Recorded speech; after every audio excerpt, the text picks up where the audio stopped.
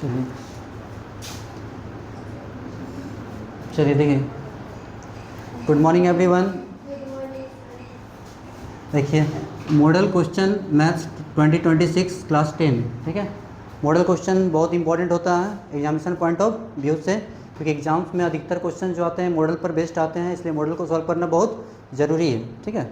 तो मॉडल को हम लोग सॉल्व करेंगे वन बाय वन क्वेश्चन को। अगर मॉडल क्वेश्चन पेपर सॉल्व कर लेते हैं तो लगभग 30 ऑब्जेक्टिव कितने पूछे जाते हैं, 30 क्वेश्चन। एग्जाम का पैटर्न क्या होता है देख लीजिए पहले। टोटल 52 क्वेश्चन रहेंगे। कितने को रहेंगे? उसमें से ऑब्जेक्टिव 1 मार्क का कितना क्वेश्चन रहेगा? 30। 1 मार्क का 30 क्वेश्चन रहेगा, और ये 30 बनाना है। 2 मार्क्स का कितना क्वेश्चन बनाना है? 6 क्वेश्चन बनाना है। 8 रहेंगे। 2 मार्क्स के कितने क्वेश्चन रहेंगे? 8। 8 में बनाने कितने हैं? 6। उसके बाद 3 मार्क्स का कितना क्वेश्चन रहेगा? वो भी 8 रहेगा। बनाना कितना है? 6। 31 जा 30, 2 6 जा 12, 3 6 जा 18, ठीक है। उसके बाद 5 मार्क्स का 4 क्वेश्चन। इधर मार्क्स है और इधर क्या है? कोई नंबर ऑफ क्वेश्चन है। तो 5 4 जा 20, कितना हो गया? 8 2 10, 3 1 4 5 और 3 8, 80 मार्क्स। टोटल कितना हो गया? 80 मार्क्स का रहेगा। तो ये पैटर्न जो रहेगा सब सब्जेक्ट में रहेगा, सारे सब्जेक्ट में ऐसे ही रहेगा। 1 मार्क्स का 30 क्वेश्चन, 2 मार्क्स का 6 क्वेश्चन, 3 मार्क्स का 6 और 5 मार्क्स का 4। तो कितना क्वेश्चन हो गया? 30 और 6 36, 36 और 6 42, 42 और 4 46, और कुछ एक्स्ट्रा क्वेश्चन रहेगा। जैसे यहाँ पे 6 क्वेश्चन है ना, 6 की जगह 8 रहेगा, 6 की जगह 8 रहेगा, और यहाँ भी 6 की जगह 8 रहेगा, और यहाँ 4 की जगह 6 रहेगा। बनाना कितना? 4। तो देख लीजिए आज ये पोर्शन कंप्लीट होने वाला है। 1 मार्क्स का 30 क्वेश्चन। अगर ये क्वेश्चन आप कर लेते हो तो आपका 30 नंबर पक्का हो जाएगा। ये बहुत ज़्यादा वैल्यू रखता है, ठीक है। 31 जा 30 ऑब्जेक्टिव क्वेश्चन रहेगा। इसमें 4 ऑप्शन दिए हुए हैं रहेंगे, और 4 में से एक टिक लगाना है। सॉल्व करना नहीं है आपको, बस उसमें क्वेश्चन का नंबर लिखना है। क्वेश्चन का नंबर लिख के उसके बाद बगल में जो ऑप्शन सही होगा उसको लिख देना है, ठीक है। चलिए स्टार्ट करते हैं। पैटर्न समझ में आ गया? 1 मार्क्स का 3 क्वेश्चन, 2 मार्क्स का 6 क्वेश्चन, 3 मार्क्स का 6 क्वेश्चन और 5 मार्क्स का 4 क्वेश्चन। टोटल कितने हो गए? 80 मार्क्स। ये वाला जो पैटर्न बताया वो सारा सब्जेक्ट में होगा, ठीक है। जितने भी सब्जेक्ट्स होंगे सब सब्जेक्ट में ये फॉलो होंगे। चलिए इसको मिटा देते हैं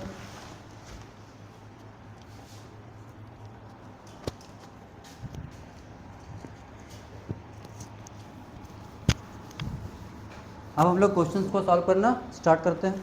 देखिए, चलिए क्वेश्चन नंबर 1 क्या है? क्वेश्चन नंबर 1 पढ़िए। P z equal to z square minus 64 के शून्यक है।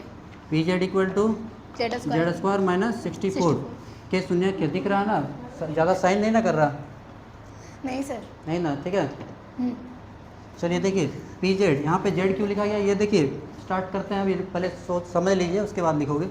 पी जेड, जेड का क्या निकालना? शून्य। क्या निकालना? शून्य। शून्य का मतलब क्या होता है कि जेड की जगह पे क्या वैल्यू रखते कि ये तुम्हारा 64 हो जाएगा, ठीक है। शून्य किससे बना? शून्य से। शून्य किससे बना? शून्य से। तो हम लोग शून्य के बराबर रखेंगे। देखिए इसको बनाने का तरीका क्या है। और ऑब्जेक्टिव क्वेश्चन में हमेशा कम से कम लिखना है, ज़्यादा नहीं लिखना है। जितना कम लिखोगे उतना ज़्यादा टाइम बचेगा, ठीक है। तो ज़्यादा इसमें एक्सप्लेन नहीं करना है। तो देखिए सबसे पहले बेस्ट क्या दिया? Z square minus 64 equal to कितना हो गया?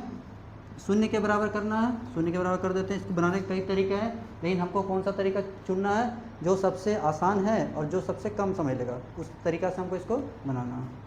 तो जेड स्क्वायर माइनस इसको इधर लाएंगे क्या हो जाएगा? प्लस हो जाएगा। फिर जेड इक्वल टू या स्क्वायर इसको इधर लाएंगे क्या हो जाएगा? अंडर रूट 64 हो जाएगा। 64 किसका स्क्वायर है? 8 का। तो जब भी हम स्क्वायर रूट लिखेंगे तो यहाँ प्लस भी देंगे और माइनस भी। ये मेरा आंसर होगा। Z equal two plus minus 8। क्यों? क्योंकि अगर हम 8 इंटू 8 करते हैं तब भी 64 आता है, और अगर हम -8 इंटू -8 करते हैं तब भी 64 आता है, ठीक है। इसलिए जेड का पॉसिबल वैल्यू क्या होगा? Plus minus 8। चलिए इसको नोट कर लीजिए।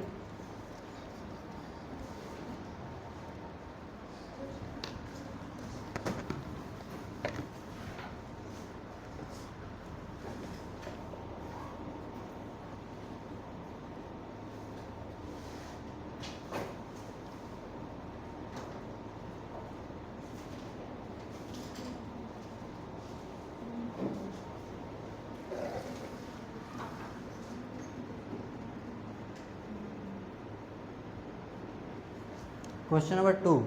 देखिए क्वेश्चन नंबर 2 का पैटर्न क्या है, ये है एक्स एक्सिस और ये क्या है वाई एक्सिस। एक्स एक्सिस में हम लोग क्या लिखते हैं, एक्स एक्सिस का जो भी वैल्यू होगा वो एक्स जीरो यानी इसका कोटि शून्य होगा, और वाई एक्सिस में क्या होगा, पहले जीरो होगा और बाद में कोई वैल्यू होगा। तो हमेशा याद रखोगे एक्स एक्सिस में कोटि शून्य होता है और वाई एक्सिस में भुज शून्य होता है, ठीक है। तो आपका क्वेश्चन नंबर 2 में 3 पॉइंट दिया हुआ है। 3 पॉइंट क्या क्या दिया हुआ, थोड़ा सा रीड करोगे। 0,6 0,6, अच्छा सेकंड में यानी इधर कहीं दिखेगा 0,6 और क्यू ब्रैकेट 7,0 7,0, ठीक है, और फिर आर ब्रैकेट 5,0 5,0। अच्छा रैंडमली हम इधर लिख देते हैं, ये सेकंड में 0, ठीक है, चलो सही है भाई। इसमें से पूछ रहा है क्या, पूछा क्या है कि कौन कौन सा एक्स एक्सिस में होगा, हाँ कौन कौन सा एक्स एक्सिस में होगा। तो देखिए जिसका सेकंड में 0 है, इसका सेकंड में 0 है, इसका भी सेकंड में 0 है, तो ये दोनों पॉइंट कहाँ पे होंगे, एक्स एक्सिस में। पढ़ने का सबसे आसान तरीका कौन सा, अगर फर्स्ट में 0 आ गया तो वाई एक्सिस में, और अगर सेकंड में 0 है तो एक्स एक्स एक्सिस में, ठीक है, समझ गए। तो ये ऑप्शन जिसमें होगा तुम्हारा वहाँ पे ऑप्शन बी में ये होगा और सी में ये दिया होगा, तो ऑप्शन मेरा बी और सी दोनों होगा, बी और सी दोनों होगा। क्यों, क्योंकि इसका सेकंड में 0 है। कहाँ पे 0 है, सेकंड में। अगर सेकंड में 0 रहेगा तो एक्स एक्सिस पे, और अगर फर्स्ट में 0 रहेगा तो वाई एक्सिस पे। तो कंसेप्ट समझना है, क्वेश्चन कुछ भी रहेगा बना सकते हो। चलिए जल्दी लिखिए।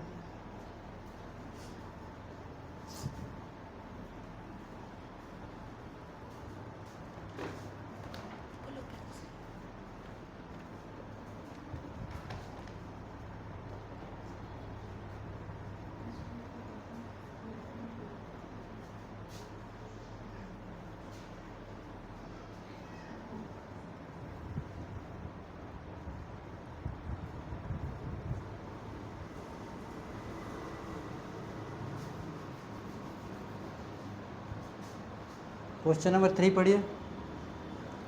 दो सम परिमेय संख्याओं के बीच कम से कम कितनी विषम परिमेय संख्या हो सकती है।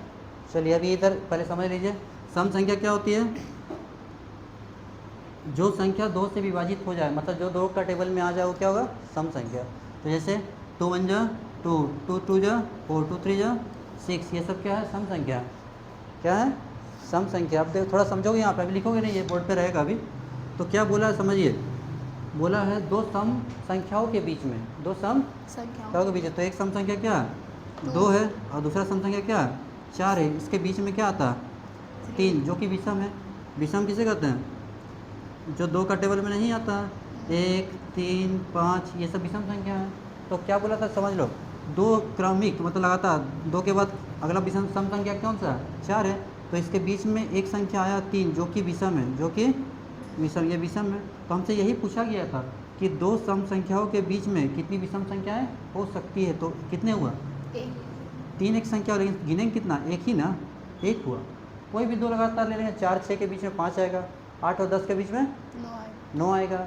तो एक ही संख्या आ रही है, तो मेरा जो ऑप्शन होगा कौन सा होगा, जिसमें 1 दिया वही मेरा ऑप्शन होगा, ठीक है।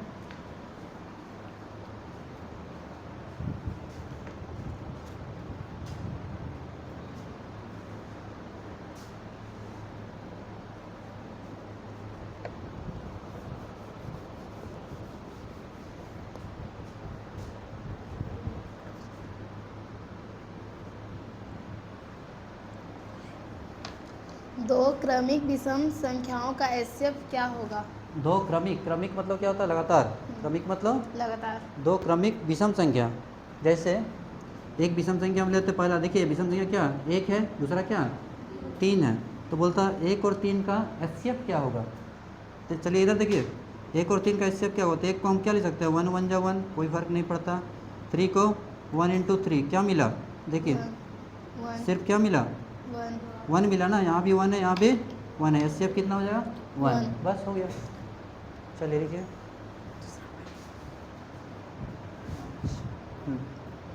दो चरों y, z में रैखिक समीकरण ay plus B Z plus C equal to 0 के कितने अधिकतम हल संभव है। ay plus B Z plus C हाँ इक्वल टू 0। चलिए यहाँ पे देखिए ये एक्चुअली है क्या, ये इसका पावर कितना 1, इसका पावर कितना 1। ये 2 चर वाले रैखिक समीकरण है, 2 चर वाले रैखिक समीकरण है। अगर कोई भी कितने चर है, एक चर y है, दूसरा चर z है, ठीक है। और यहाँ अचर की संख्या क्या है, a b और c अचर है। चर क्या होता है, जिसका मान बदलता है उसको चर कहते हैं, जिसका मान नहीं बदलता उसको अचर कहते हैं। तो देखिए, तो दो चर वाले ये रैखिक समीकरण है। रैखिक क्यों, क्योंकि इसका मैक्सिमम पावर कितना है, 1 है। अगर इसका हम बहुत सारा वैल्यू निकाल सकते हैं, और इतना सारा वैल्यू निकाल सकते हैं उसको गिन भी नहीं सकते, इसलिए इसका जो आंसर होगा वो क्या होगा, अनगिनत। गिनत। अनगिनत। चलिए, इन्फिनिटी। संगत समीकरण युग्म द्वारा निरूपित रेखाएं कैसी होती है? अनगिनत, इसको इंग्लिश में क्या बोलते हैं, इन्फिनिटी। इन्फिनिटी मतलब क्या हो गया, अनंत। 5 नंबर क्या है, 6 नंबर सर। 6। हाँ, संगत समीकरण युग्म द्वारा निरूपित रेखाएं कैसी होती है? अच्छा, संगत तो तीन टाइप का बताया गया था। ये है प्रतिच्छेदी, ये क्या है, प्रतिच्छेदी, ये क्या, समांतर, और ये तीसरा कैसे, ओवरलैप का।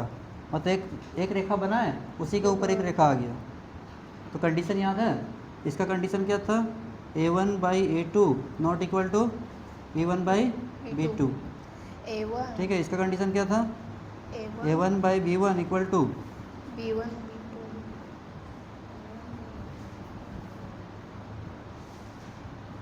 a1/a2 b1/b2 B2 not equal to C1 c1/c2। ये कंडीशन था। इसका कंडीशन तीनों का same, a1/b1 a1/a2 B2 b1/b2 और c1/c2। ये था।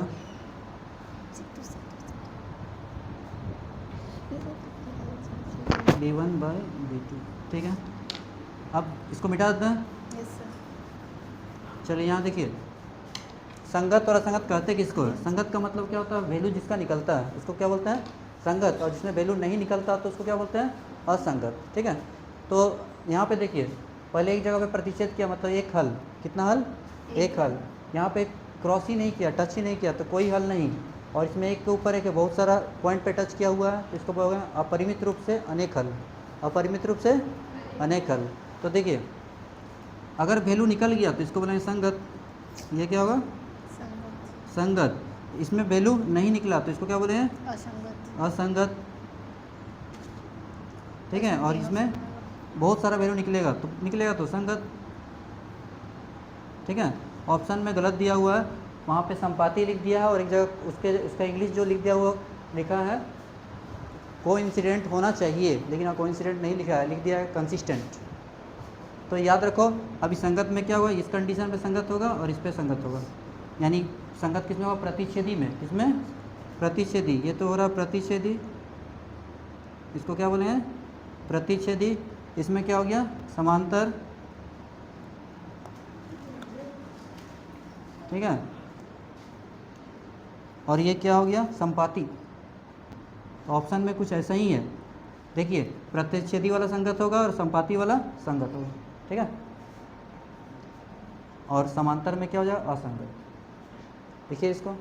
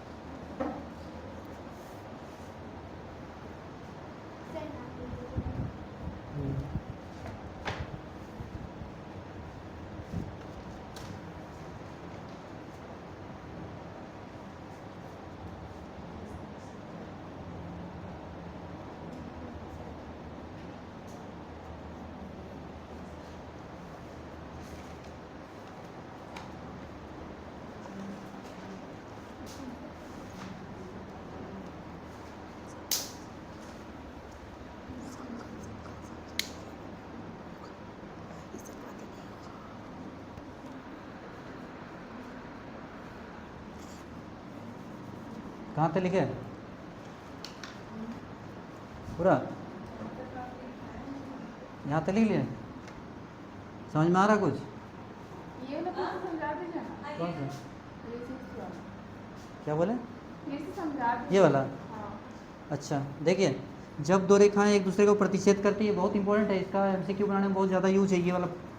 जितना भी लिखा है ये हो गया प्रतिच्छेदी, मतलब दो रेखाएं एक बिंदु पर मिलती है तो उसके कंडीशन याद रखना, a1/2 not equal to b1/b2। और अगर मिलती है तो एक हल, तो क्या बोले हैं? एक हल। क्या बोले हैं? एक हल, या इसी को बोलते हैं अदित्व हल। तो यानी वैल्यू निकल रहा है, इसलिए क्या होगा? संगत। क्या होगा? संगत। इसमें देखो दोनों रेखाएं समांतर हो गई, एक भी जगह पे टच किया नहीं, तो इसको बोलेंगे कोई हल नहीं, कोई हल नहीं। कंडीशन ये है, और हल नहीं निकलता तो असंगत, और इसको क्या बोलेंगे? समांतर। तो यहाँ लिख सकते हो, तुम चाहो तो यहाँ पे लिख सकते हो कोई हल नहीं, एक हल, और इसमें अपरिमित रूप से अनेक हल, क्योंकि बहुत जगह टच करता है, एक के ऊपर एक है। तो देखो यहाँ टच किया, यहाँ टच किया, यहाँ टच किया, बहुत ज़्यादा टच किया, तो अपरिमित रूप से अनेक हल। इसका कंडीशन तीनों रेशियो सेम और निकलता है तो संगत है, और मिल गया इसलिए इसको क्या बोलते हैं? संपाती। तो एमसीक्यू क्वेश्चन सॉल्व करने में बहुत ज़्यादा इसका यूज होने वाला है। आप समझ में आया?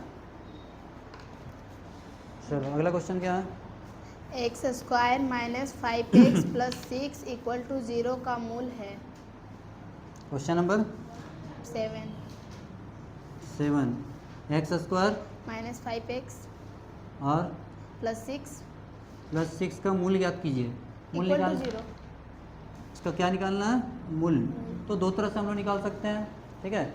एक तो हम लोग उसको तोड़ के निकाल सकते हैं, ठीक है, स्प्लिटिंग ऑफ मिडिल टर्म्स और फैक्टराइजेशन मेथड, और दूसरा है क्वाड्रेटिक फॉर्मूला। तो सबसे आसान मेरे लिए क्या है वो देख लो। जैसे यहाँ पे 6 का साइन क्या है? प्लस है। तो शॉर्ट में अगर हम जाएंगे इसको बनाने के लिए, एक लाइन में बनाना चाहेंगे तो कैसे बनाएंगे? देखिए यहाँ क्या 6 है, 6 को तोड़ें तो क्या हो जाएगा? 2 3 या 6, और 2 और 3 क्या होता है? 5 आ रहा ना। तो यहाँ पे साइन किसका? माइनस का। तो अगर एक लाइन में बनाना चाहेंगे इसको तो हम आराम से ऐसे बना सकते हैं। ये दोनों साइन किस में है? प्लस। मेरे यहाँ साइन क्या है? माइनस। तो x माइनस 2 और क्या है? x माइनस 3 इक्वल टू क्या हो गया? 0। क्यों? देखो माइनस माइनस प्लस भी हो गया, और यहाँ साइन किसका था? माइनस का। तो यानी कि x माइनस 2 बराबर 0 या x माइनस 3 बराबर 0। बस यही आंसर होगा, x बराबर 2 और x बराबर 3। ये शॉर्ट में हुआ। एमसीक्यू में ऐसे चला सकते हो, लंबा भी बताते हैं। पहले इसको समझ में आ गया ना? इसको लिखना है क्या? इसको हम लंबा ही बना के दिखाते हैं। अगर लंबा बनाएंगे तो कैसे बनाएंगे?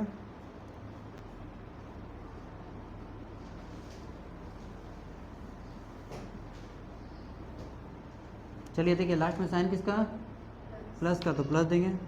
6 को तोड़े, 3 दूनी 6, बड़ा को पहले छोटा को बाद में। 3 into x, 3x plus minus minus plus 6 equal to 0। यहाँ x कॉमन निकालते हैं, 2 1 जा 2, 2 3 जा 6, तो 2 कॉमन निकलेगा। x प्लस माइनस माइनस 2 का टेबल कितना पॉइंट 6 आएगा? 3 बार, यानी वही आ गया घुमा फिरा के। x माइनस 3, x माइनस 2, यहाँ दोनों में कॉमन है, इसके आगे x है, इसके आगे माइनस 2 है, बराबर 0। फिर हम लोग सॉल्व करेंगे इसी पैटर्न पे। तो यानी कि मेरा दो वैल्यू आना, x बराबर 3 आएगा या x बराबर 2 आएगा। ये क्या ऐसे ही तो किया।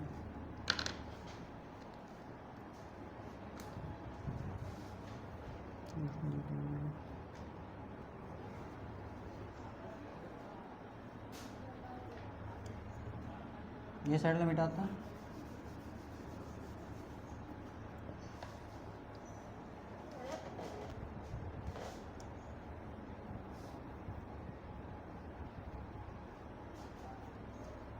Question number 8। ऑप्शन क्या क्या दिया है 8 का? 15 और 7 15 7 और 17 15 17 हाँ, और 9 11 ठीक है 13 15 13 15 11 13 11 13। 13, ये ऑप्शन है ना, 11 13। चलिए क्वेश्चन पढ़िए। दो लगातार विषम धनात्मक पूर्णांक ज्ञात कीजिए जिनके वर्ग का योग 202 है। 202 है। चलिए देखो, ये मिटा दिए साइड वाला।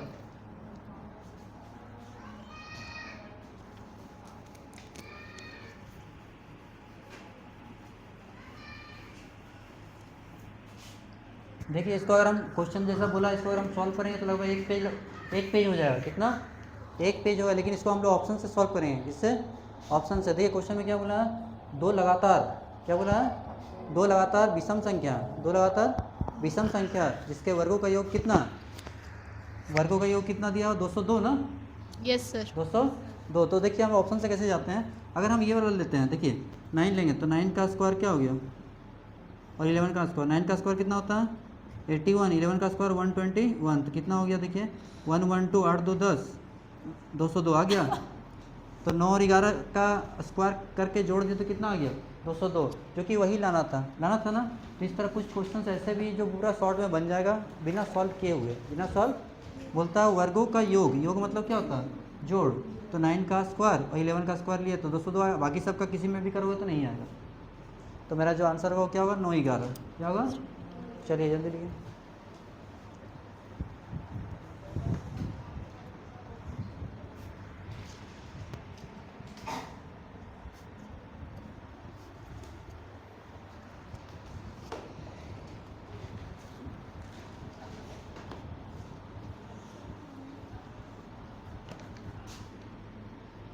क्वेश्चन नंबर 9 पढ़िए।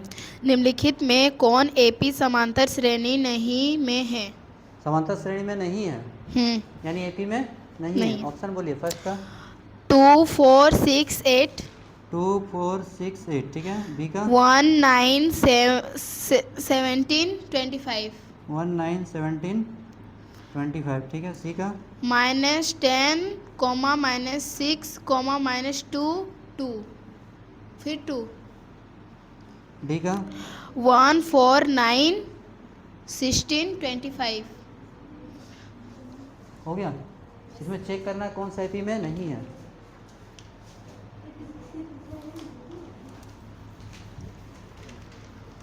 चलिए एपी कैसे चेक करते हैं, देखिए इधर देखिए 4 में से 2 गया, 2 2 6 में से 4 गया, 2 8 में से 6 गया, 2 सेम है ना।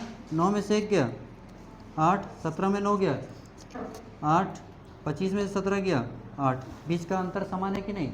अगर अंतर समान है तो बोले एपी में है। एपी में है, ये भी एपी में है, ये भी, इसको भी घटा हुआ -10 से -10, यहाँ पे घटा के दिखाते हैं। -6 -10 माइनस प्लस, 10 में से 6 गया, कितना हो गया? 4। कितना हो गया? इसमें भी घटाएंगे तो कितना आ जाएगा? 4। इसमें भी 4, तो सेम आ गया। यही वाला 4 में से 1 गया, 3, 9 में से 4 गया, 5। यहीं पे अलग आ गया, आगे चेक करने की ज़रूरत नहीं है। यहीं पे जैसे अलग मिला ना, अब नहीं है, चेक करेंगे। इसी को बोल देंगे एपी में नहीं है, एपी में नहीं है, बस चेक हो गया।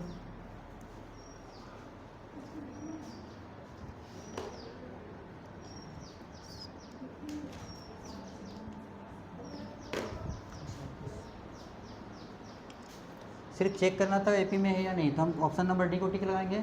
डी में क्या है? देखिए बीच का डिफरेंस सेम नहीं आया, इसलिए एपी में नहीं है। तो दो तरह से पूछ सकता है क्वेश्चन को, या तो पूछेगा क्वेश्चन में एपी में है, कौन सा एपी में उसको चेक कीजिए, या तो पूछेगा कौन सा एपी में नहीं है वो चेक किया। तो क्वेश्चन इसके आसपास ही रहेगा, जैसा दिया मॉडल क्वेश्चन एकदम जो एग्जाम में भी तुम्हारा आएगा बस ऐसे ही आएगा। क्वेश्चन नंबर 9 में ऐसा है एपी का, तो एकदम 9 में एपी वाला ही क्वेश्चन रहेगा। हो गया।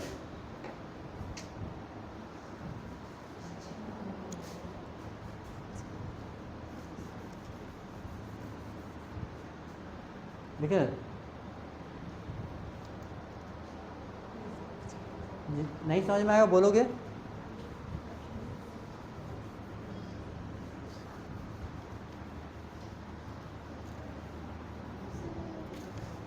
क्वेश्चन नंबर 10 क्या है? 1 4 7 10 के 28वें 1 पद का 4 मान है। 7 10 के 28वें पद का मान है। 28वां पद ना, कौन सा पद? 28वां पद ज्ञात करें। चलिए देखिए पहला पद कितना दिया? ये एपी में है कि नहीं चेक नहीं करना, क्योंकि मांगा है तो जरूरी नहीं चेक करके टाइम वेस्ट नहीं करना। वहाँ एक एक सेकंड इंपॉर्टेंट होता है। 4 में से 1 गया तो 3, 7 में से 4 गया तो 3। एपी में है, जब मांग रहा है इतना पद है तो एपी ऑलरेडी है, चेक नहीं करना। फर्स्ट टर्म कितना? 50। 1। फर्स्ट टर्म कितना? 1। कॉमन डिफरेंस 4 में से 1 गया, 3। कौन सा पद निकालना? 28वां कौन सा फार्मूला याद है ना, एन का जितना है उससे एक कम बताया था ना, ए प्लस 27d, क्लास में तो बताया गया। ए कितना 127, यहाँ पे कितना था 28 था, तो उससे एक कम कितना हुआ 27। डी कितना 3, 27 क्या 81, 81 और एक 82, यही आंसर हो जाएगा।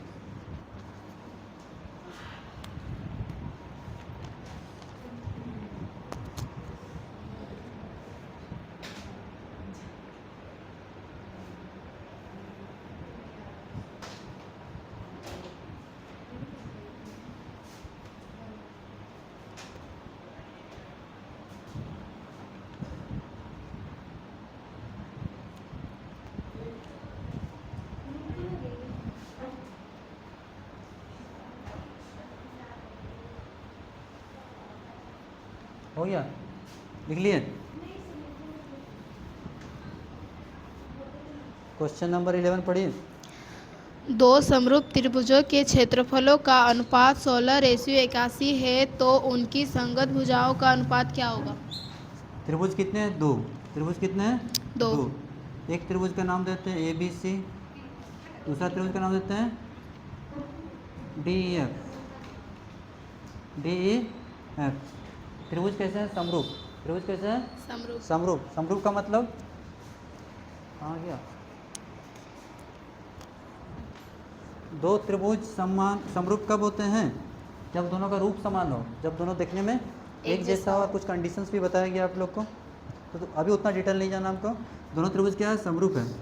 तो एक पहले फार्मूला था इसका, दो समरूप त्रिभुजों के क्षेत्रफलों का अनुपात उसके भुजाओं के वर्गों के अनुपात के बराबर होता है। एक प्रमेय था पहले आता था, लेकिन अभी ये हटा दिया गया, फिर भी पता नहीं कैसे क्वेश्चन दे दिया। इस क्वेश्चन को नहीं देना चाहिए क्योंकि ये ऑलरेडी सिलेबस से बाहर है। तो क्षेत्रफल एरिया ए बी सी बटा एरिया डी ई एफ, याद रखोगे। ये पॉलिटेक्निक का एग्जाम में भी इसे क्वेश्चन देता है। ए आर से हो गया एरिया, ए आर से क्या हो गया एरिया, ए आर से एरिया मतलब क्षेत्रफल। दो समरूप त्रिभुजों के क्षेत्रफलों का अनुपात उसके भुजाओं के वर्गों के अनुपात के बराबर था। कोई भुजा ले लेंगे, अगर हम लेते हैं बी सी, क्या लेते हैं बी सी का स्क्वायर, तो यहाँ क्या लेना पड़ेगा ई एफ का स्क्वायर, कुछ ऐसा चलता है। सबका लिख सकते हैं, ए बी बटे डी, ए सी बटे ई एफ, सारा लिख सकते हैं, लेकिन एक को हम ले लिए काम चल जाएगा। तो कितना दिया क्वेश्चन में देखिए, दो समरूप त्रिभुज क्षेत्रफलों के बाद 16:81 कितना दिया 16। अगर हम एक लाइन में जाना चाहेंगे तो देखिए 16:81 दिया है ना, शॉर्ट में कैसे बनाए, देखिए 16 किसका स्क्वायर है 4 का, किसका स्क्वायर है 81 का, बस सिंपल है। इसको हम ऐसे स्क्वायर रूट निकाल देंगे, आंसर आ जाएगा, यानी 4:9, यही आंसर हो जाएगा। अगर हम शॉर्ट में ज़्यादा लिखना तो ऐसे भी तो कुछ लिखना नहीं है, तो टाइम बचाना, तो शॉर्ट में चले जा सकते हैं हम लोग। और यहाँ पे अगर लिखेंगे लैंग्वेज में तो कुछ ऐसे A1 बटे A2, एरिया साइड कितना दिया पता नहीं, साइड पता है क्या, साइड को हम छोटा सा दिखा देते हैं, स्क्वायर स्क्वायर, यहाँ भी स्क्वायर। ये हो गया क्षेत्रफल का अनुपात, ये हो गया भुजाओं के वर्गों, भुजाओं के वर्गों का अनुपात। तो कितना दिया था 16:81, और यहाँ दिया था A1 का स्क्वायर, और ये लिखा था A2 का स्क्वायर। 16 किसका स्क्वायर है 4 का, 81 9 का, A1 बटा A2 का स्क्वायर, कट गया आंसर फाइनली वही है। तो इतना हमको लिखना थोड़ी ना, हम तो ऐसे बना देंगे। अगर क्षेत्रफल दिया तो उसका स्क्वायर रूट निकाल देंगे, और अगर भुजा रहता तो उसका स्क्वायर कर देते हैं। तो मेरा आंसर यही हो गया, यही 3 लाइन में आंसर हो गया।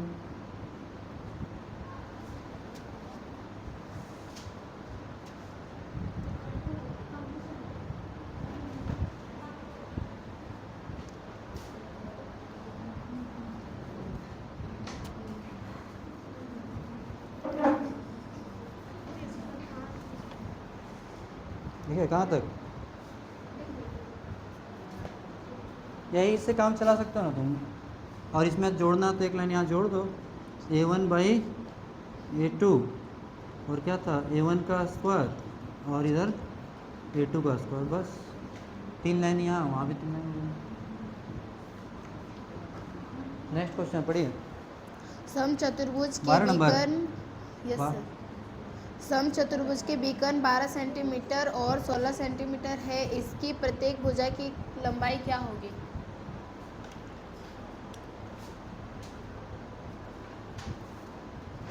बारह और 16 दिया।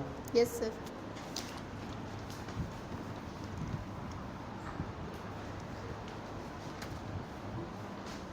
समचतुर्भुज है ना, यस सर। वह समांतर चतुर्भुज जिसकी चारों भुजाएं बराबर होती है उसे समचतुर्भुज कहते कहते हैं। हैं। ए बी सी डी ये समचतुर्भुज है, इसकी चारों भुजाएं बराबर होती है। और विकर्ण कहाँ प्रतिच्छेद करते हैं? 90 डिग्री पर। कहाँ पे? 90। तो समझ लिया। देखिए कैसे बनाएंगे इसको। कितना कितना दिया? 12 और 16। तो ए सी दिया कितना? 12। ए सी कितना दिया? 12। और बी डी कितना दिया? 16। बहुत आसान है। 12 का आधा कितना हो जाएगा? 6। 16 का आधा? 8। 6 8 और यहाँ से ए भी निकाल लेंगे। तो ए बी बराबर मेरा कितना हो जाएगा? अंडर रूट 6 का स्क्वायर प्लस 8 का स्क्वायर। ये पूरा था 12, तो 12 का आधा कितना हो गया? 6। ये पूरा था 16, 16 का आधा कितना हो गया? 8। और 90 है, 90 के सामने वाला h होता है। 90 के सामने वाला h, तो याद करो फॉर्मूला में लिखा था ना, h बराबर under root p square plus b square. तो 6 का स्क्वायर 36, 8 का स्क्वायर 64, 64 और 36 100। 100 किसका स्क्वायर है? 10 का। बस आंसर आ गया 10 में।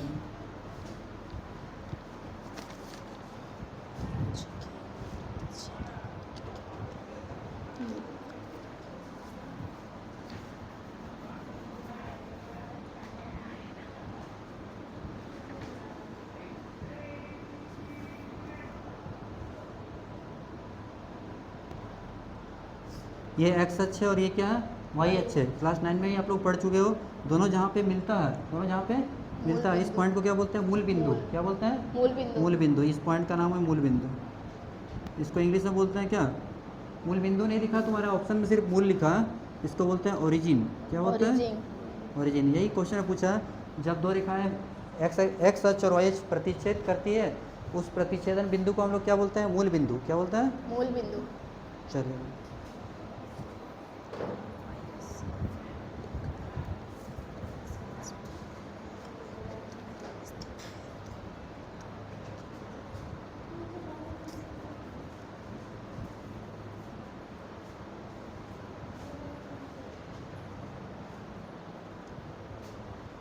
हो गया।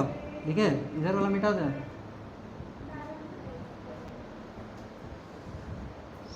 सारा हो गया। Yes sir.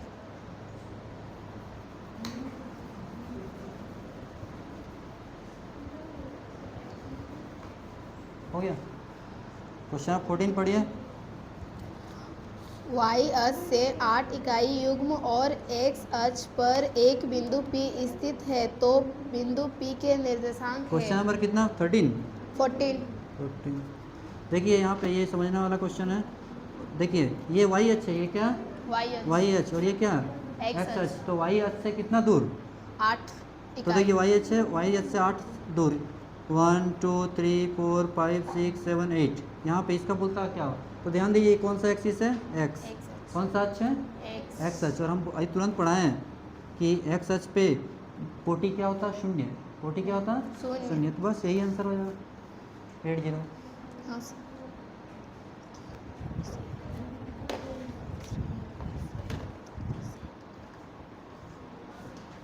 15 नंबर क्या दिया है? पढ़िएगा।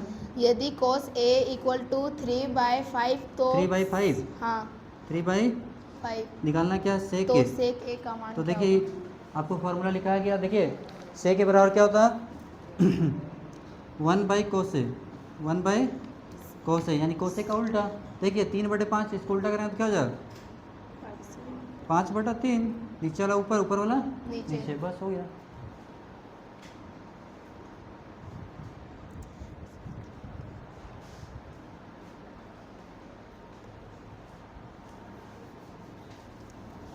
Question number 16।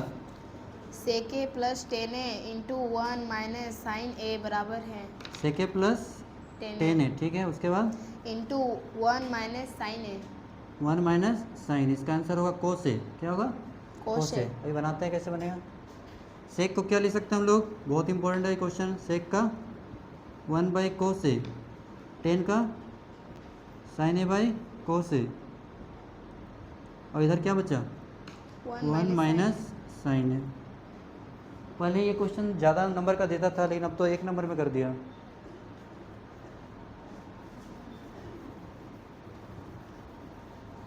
चलिए यहाँ भी कोस, यहाँ भी कोस, कोस कोस का एलसीएम कोस से ऊपर क्या बचा 1, यहाँ क्या बचा साइन ए, और इस तरफ यहाँ पे क्या है 1 माइनस साइन ए। थोड़ा ध्यान दोगे ए प्लस बी इंटू ए माइनस बी, ए स्क्वायर माइनस बी स्क्वायर, तो 1 का स्क्वायर और यहाँ साइन का स्क्वायर बाई कोस ए। अब देखो 1 माइनस साइन स्क्वायर ए क्या होता है 1 माइनस साइन स्क्वायर है कोस स्क्वायर ए, और नीचे कोस है, यहाँ कोस 2 बार, यहाँ कोस 1 बार, तो 1 कट गया, आंसर क्या बचा कोस है। बस हो गया।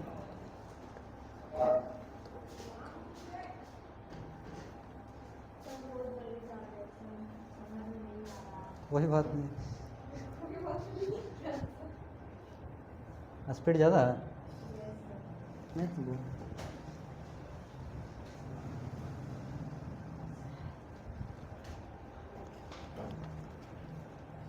वीडियो तो लंबा हो जा रहा है।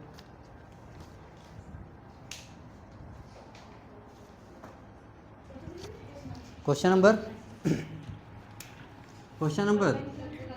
17 कोट ए इक्वल टू बराबर 1 दिया 1, क्या दिया 1 चलिए यहाँ देखिए कोट ए बराबर 1।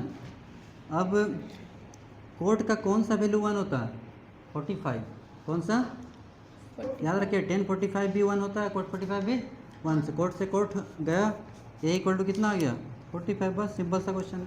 तो यहाँ पे हमें बोर्ड वाला एग्जाम में भी 17 नंबर में या तो कोट रहेगा या तो 10 रहेगा, और उसका आंसर 1 होगा।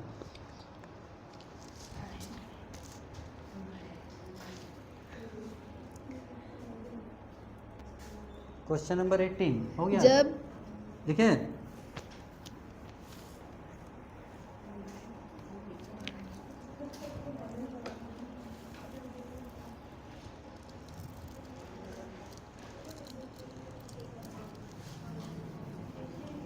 क्वेश्चन 18 पढ़िए। जब किसी सीधे खड़े खंभों की ऊंचाई और उसकी ऊंचाई बराबर छाया की हो ऊंचाई। तो चलिए यहाँ सूर्य देखिए, का उन्नयन पहले कोण का क्वेश्चन क्या बोलना चाह रहा देखिए, यहाँ पे देखिए क्वेश्चन एक लाइन में खत्म हो सकता है। एक खंभा है और उसकी छाया। छाया कहाँ पे बनती है ज़मीन पे, कहाँ बनती है जमीन पे। तो बोला दोनों का ऊंचाई समान है, यदि खंभा 10 मीटर का है तो ऊंचाई भी उसका, एक खंभा की ऊंचाई अगर 10 मीटर है तो छाया की लंबाई भी 10 मीटर है, यानी परपेंडिकुलर बराबर है बेस के। ऐसा एक ही कंडीशन में होता है वो जब थीटा 45 डिग्री बनता है। अभी देखें 1045 कितना होता है 1, 1045 1। चलिए यहाँ देखिए फिगर, ये खंभा है और जमीन पे इसका परछाई है। क्वेश्चन में बोला क्या, थोड़ा ध्यान दीजिएगा। क्वेश्चन में बोला है दोनों की लंबाई समान है। अगर इसका लंबाई हम x मानते हैं तो इसका भी लंबाई x होगा। यहाँ देखिए ये कितना, अगर इसका लंबाई कुछ दिया नहीं है हम मान लेते हैं x, क्या माने बोला कि छाया के बराबर है, यहाँ x तो यहाँ भी x। थीटा कितना है ये निकालना है, तो थोड़ा ध्यान दोगे ये परपेंडिकुलर है और ये क्या बेस है, तो टेन थीटा इक्वल टू क्या होता है परपेंडिकुलर बाई बेस। ध्यान दोगे टेन थीटा परपेंडिकुलर कितना x, बेस भी कितना x। ऐसा क्यों लिखे, यहाँ 2 टाइप का क्वेश्चन देता है देख लो, एक तो दोनों का ऊंचाई समान देगा और दूसरा देता है कि इसकी जो ऊंचाई ये लंबाई होगी इसका √3 गुना होगा। कितना √3 गुना। अगर √3 गुना होगा तो यहाँ x और यहाँ √3 लगा देंगे, क्या लगा देंगे √3। चलिए x कैंसिल, क्या बचा 1। 10 का कौन सा वैल्यू 1 होता है 1045, यानी थीटा कितना हो गया 45। बस बन गया। क्वेश्चन में ऐसा लिखा था कि जो जितना खंभा की लंबाई है छाया की लंबाई भी उतनी ही है। अगर इसको हम x माने तो ये भी x हो जाएगा। क्या 2 बात बोल। क्वेश्चन नंबर बताइए 19। Yes sir. चलिए देखिए 19 में क्या बोला है, चतुर्भुज के चारों कोनों का योग कितना हो। चतुर्भुज के चारों कोनों का योग कितना हो। चतुर्भुज के चारों कोनों का योग होता है 360 डिग्री। कितना होता है 360 अगर त्रिभुज रहता तो 180, चतुर्भुज रहेगा तो 360 और पंचभुज रहेगा तो 540। 540। फार्मूला एक बताया गया था, आपको याद है? Yes sir. कौन सा? n स्क्वायर वाला। अगर आपका निकालना है तो ये फार्मूला बताया गया था n-2 इंटू 180। n क्या है? भुजाओं की संख्या। n क्या है? भुजाओं की संख्या। ये चतुर्भुज है, चतुर्भुज में n का वैल्यू कितना होगा? 4। चतुर्भुज में n का वैल्यू 4, तो कोण का योग जो हम निकालेंगे वो कितना होगा? n की जगह 4 बैठाएंगे, 4। अगर यहाँ पंचभुज होता तो 5 लेते हैं, ठीक है। 4 से 2 गया तो 2, 2 गुना 180 कितना है? 360। 360। बस बन गया। Question number 20। दशमिक संख्या 111 है। 111 क्या है? तो देखिए 111 क्या है? नेचुरल नंबर है। नेचुरल प्राकृतिक संख्या।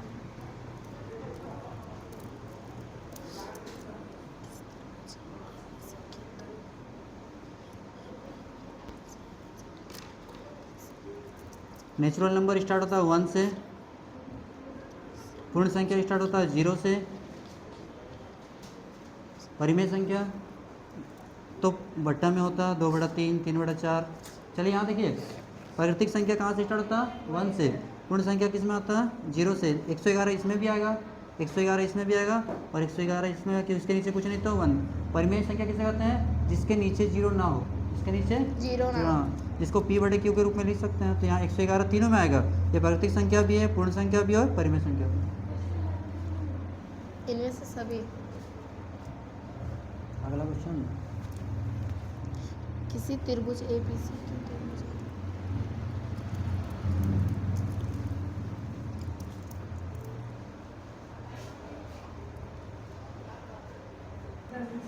चलिए क्वेश्चन नंबर कौन सा? क्वेश्चन नंबर कौन सा? 21। इतना लेट कर रहे हो कैसे होगा? देखो एक त्रिभुज दिया हुआ है AB बराबर 7 ABC, समझिए अच्छा से। ABC, AB कितना? 7 सेंटीमीटर। BC 4 centimetre. यहाँ पे देखिए AC क्या हो सकता है? बहुत इंपॉर्टेंट है और कहीं बताया नहीं गया। AB कितना? 7 और BC कितना? 4। तो AC क्या हो सकता है? ध्यान दीजिएगा, हमेशा दो त्रिभुज के दो भुजाओं का योग हमेशा तीसरा से बड़ा होता है। तो 7 और 4 कितना हो गया? 7 4 11। तो यहाँ जो भी मान होगा ना 11 से कम होगा, 11 से कम। और 7 में से 4 गया, तो जो तीसरा वैल्यू यानी AC होगा, तो हम तरीका बताते हैं। AC का क्या मान होगा?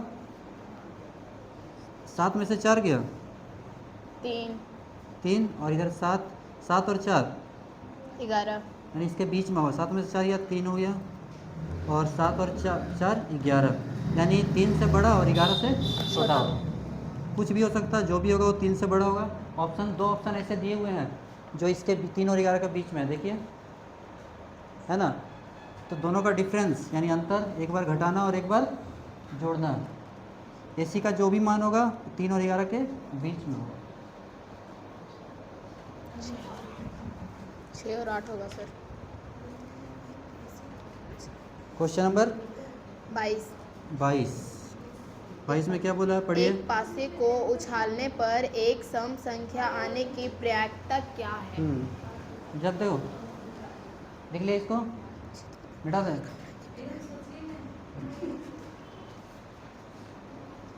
सोचना पड़ता है ना, देखो हो गया। देखिए एग्जाम में किससे बनाओगे? जल्दी जल्दी। 22 नंबर क्या है? जब एक पासा को उछाला जाता है, जब एक पासा को उछाला जाता है तो क्या क्या हो सकता है? Head, tail. हाँ, 1 2 3 4 5 6। पासा को उछालेंगे तो हेड टेल आएगा। नहीं, वो गोटी होता है। गोटी। देखिए इधर, जब एक पासा को उछाला जाता है तो 1 2 3 4 5 6 ये सब आ सकता है। यहाँ से बहुत सारा, देखिए इधर S for sample space, S for sample space, ये सब आ सकता है। अब देखिए पूछा क्या है? सम संख्या। क्या पूछा? सम तो संख्या। ध्यान दोगे यहाँ पे सम इसमें से कौन कौन सा? 2 है, 4 है, 6 है। क्या है? 2 है, 4 है और 6 है। इसको इवेंट बोलते हैं, घटना। हमको निकालना प्रायिकता। किसका बोला है? सम का। किसका बोला है? थोड़ा ध्यान दोगे यहाँ पे। सम कितना है? 2 4 1 2 3। कितना है? 3। और यहाँ टोटल कितने हैं? 6। टोटल कितने हैं? 6। तो 3/6 काटेंगे, आंसर क्या आ गया? 1/2 समझ में आया। सम बोला तो सम लेंगे, विषम बोलेगा तो विषम लेंगे। यहाँ पे कितना हो 1 2 3 और यहाँ पे टोटल कितने हैं 6।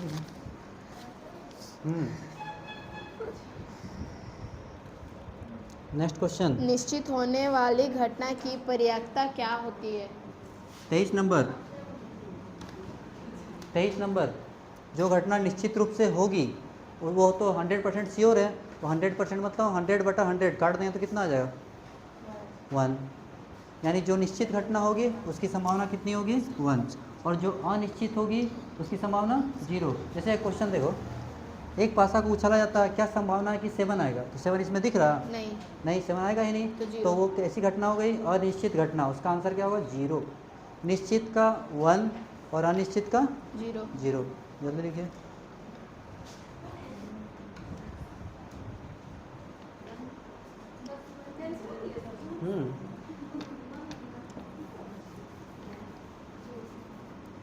Question number 24।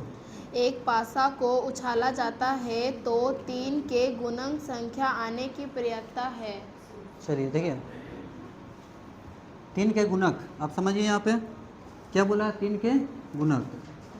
3 के गुणक मतलब 3 का टेबल में आने वाला कौन कौन है? 3 है और 6 है। 3 के गुणक कितने हुए हैं? 3 और 6। अब इसका हमको निकालना है प्रायिकता। 3 के गुणक, 3 के गुणक तो थोड़ा समझिए यहाँ पे कितने हुए, 1 और 1 2, टोटल कितना 6, तो 2/6 1/3 हो गया। नेक्स्ट क्वेश्चन, यदि x + 3, 3x और 4x + 2। Question number 25। Yes sir. क्या क्या दिया बोलिए जरा। यदि x + 3, 3x और 4x + 2 समांतर श्रेणी में है तो x का मान क्या होगा? 4x + 2। Yes sir. चलिए पहले इसको एग्जांपल से समझाते हैं, देख लीजिए। पहले एग्जांपल से इसको बताते हैं, साइड में देखिए यहाँ पे। जैसे 3 है, 6 है और 9 है, ठीक है।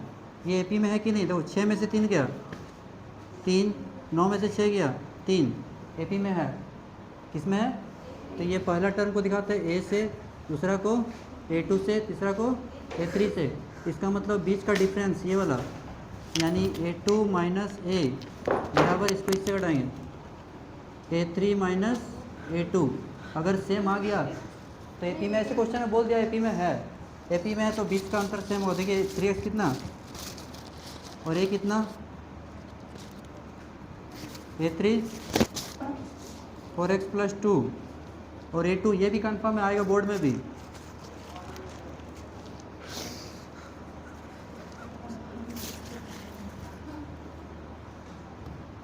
प्लस माइनस x को x के साथ,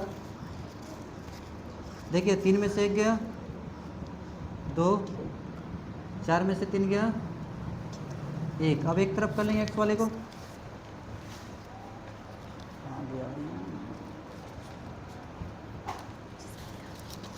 चलिए देखिए 2x और ये प्लस में इसको इधर लाएंगे, माइनस में ये माइनस में इसको इधर लाएंगे, प्लस में 2 में से 1 गया 1, 3 और 2 5, आंसर आ गया।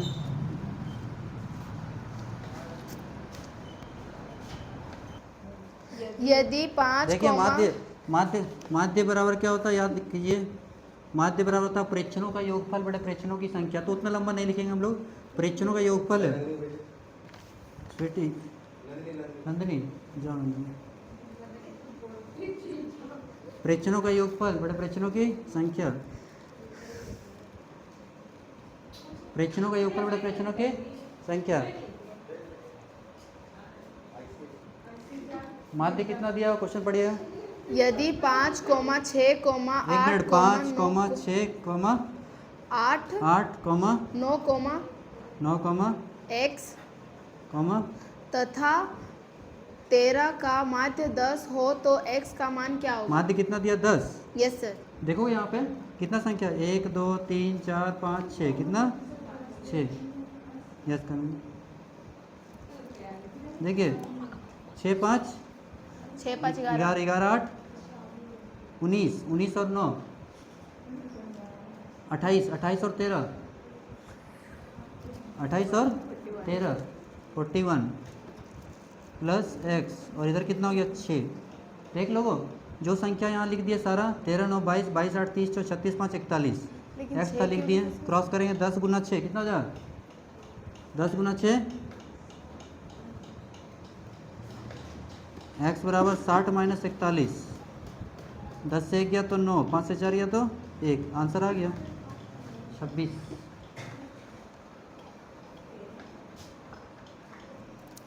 दो छूट गया सर 2 छूट गया। 4 हाँ। के बाद 2 होगा सर। 4 के बाद यहाँ 2 दिया। Yes sir. अच्छा ठीक है, निकालना क्या है, बहुलक, बहुलक मतलब मोड। तो यहाँ देखना है कौन सा नंबर ज़्यादा बार आया है। जैसे 2 कितना बार, 1 बार, 2 बार, 3 बार, 4 बार, 5 बार, और 3 कितना बार, 1 बार। तो जो नंबर सबसे ज़्यादा बार आया वही आंसर होगा। तो 2 सबसे ज़्यादा बार आया, इसलिए आंसर क्या हो जाएगा 2। सबसे आसान क्वेश्चन बोर्ड में भी आएगा। 28 नंबर, 8 7 12 15 10 9 11 13 14 की माध्यिका क्या होगी? क्या क्या दिया, 8 7 7 12 12 15 15 10 9 10 11 9 13 11 13 14 बस। हाँ की तो माध्यिका क्या होगी? माध्यिका निकालने के 2 तरीके हैं, या तो घटते क्रम में लिखेंगे या तो बढ़ते क्रम में। ठीक है, या तो घटते क्रम में या बढ़ते क्रम में। थोड़ा देखोगे यहाँ पे, पहले लिखते हैं इसको हम लोग बढ़ते क्रम में। किस में लिखते हैं, बढ़ते क्रम में। Arranging the data in ascending order. छोटा से बड़ा, सबसे छोटा कौन है, सबसे छोटा 8 है, नहीं 7 है। तो 7 उसके बाद 8 उसके बाद 9 10 11 12 12 नहीं दिया सर। 13 12 है, हाँ है 13 उसके बाद 14 और है। अब देखिए सबके बीच में कौन है, सबसे 1 2 3 4 5 6 7 8 9, 9 और 1 10, 10 का था 5। यहाँ देखिए सबसे बीच में ये है, इधर से 4 हटा दे, इधर से 4 हटा दे, तो बीच में 11 नहीं आ रहा। Yes sir. तो बीच में 11 है, तो जो सबसे बीच में आ जाएगा वही आंसर क्या हो जाएगा मेरा। क्या बोला है, माध्यिका। क्या बोला है, माध्यिका, मीडियन। माध्यिका हो गया कितना, 11। अगर बीच में 2 आ जाता, अगर बीच में तो अगर 2 तो बीच में आ जाता तो दोनों को जोड़ के 2 से डिवाइड कर देते, दोनों को जोड़ के 2 से डिवाइड कर देते। 29 यदि दो वृत्तों के केंद्रों के मध्य दूरी उनकी त्रिज्याओं के योग से अधिक हो तो उनकी उभयनिष्ठ स्पर्श रेखाओं की लंबाई संख्या क्या होगी। यहाँ पे देखिए बहुत इंपॉर्टेंट क्वेश्चन ये भी है। यहाँ देखिए 2 वृत्त है, कितने वृत्त है, 2 वृत्त है, त्रिज्याओं 2 वृत्त है। यहाँ पे ध्यान दोगे, पहला वृत्त और ये दूसरा वृत्त, ये इसका त्रिज्या है ना, ये इसका त्रिज्या है। तो बोला क्या है क्वेश्चन पढ़ने के बाद, यदि दो वृत्तों के केंद्रों के मध्य दूरी उनकी त्रिज्याओं के योग से अधिक हो तो उनकी उभयनिष्ठ स्पर्श रेखाओं की संख्या होगी। चलिए यहाँ पे देखिए क्वेश्चन अभी लिखना नहीं है। क्वेश्चन देखो, ये केंद्र का बीच का दूरी, इसका केंद्र यहाँ, इसका केंद्र यहाँ। मान लो यहाँ पे 2 सेंटीमीटर और ये 1 सेंटीमीटर, 2 और 1 कितना हो गया 3, और इधर 3 है, 3 और 3 कितना हो गया 6। तो ये जो लंबाई दी हुई है वो त्रिज्या, त्रिज्या अगर इसका मान लें हम, कुछ देखिए ध्यान दोगे, यहाँ मान लेते हैं 2, इसका मान लेते हैं 1, तो ये 2 और ये भी 1। अब समझना अच्छा, देखो बोल रहा बीच का दूरी, केंद्र का बीच का दूरी, तो यहाँ 2 और 3 5, 5 और 1 6, तो बीच का दूरी कितना हो गया 6।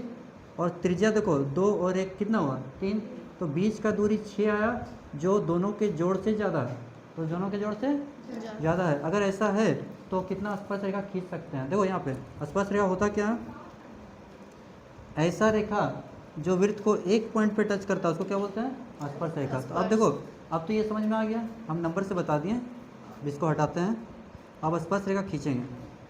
देखो स्पर्श रेखा खींचते हैं, पहला स्पर्श रेखा क्या होगा, इधर से जाएगा, कितना हुआ 1, दूसरा 2 और होगा देखो इधर 3 और ये 4, कितना हो गया 4 स्पर्श रेखा। आंसर क्या हो गया 4। इस तरह का 3 केस बनता है। दो ये पहला बताएं, इसको मिटा के बनाते हैं, पर इसको बना लीजिए। हाँ बना दो, एक्स्ट्रा थोड़ी। देखिए ये पहला टाइप हुआ जो आपका आंसर है। और क्या पूछ सकता है, और पूछ सकता है कि 2 वृत्त हैं, यहाँ ये वाला ये केस, अगर दोनों एक दूसरे को एक पॉइंट पर स्पर्श करता है तो यहाँ कितना हुआ देखो, एक इधर से, दूसरा इधर से, तीसरा इधर से, यहाँ कितना हुआ 3। चौथा क्या हो सकता है देखो, अगर ऐसा, अगर दोनों बिंदु को प्रतिच्छेद करता तो यहाँ कितना होगा, एक और एक दो, बस यहाँ 2 होगा। तो तीनों में से कोई एक तो श्योर रहेगा, या तो ये रहेगा, या तो ये, या तो ये। 30 नंबर, हाँ हाँ तीनों लिख लो। हाँ, दो हाँ,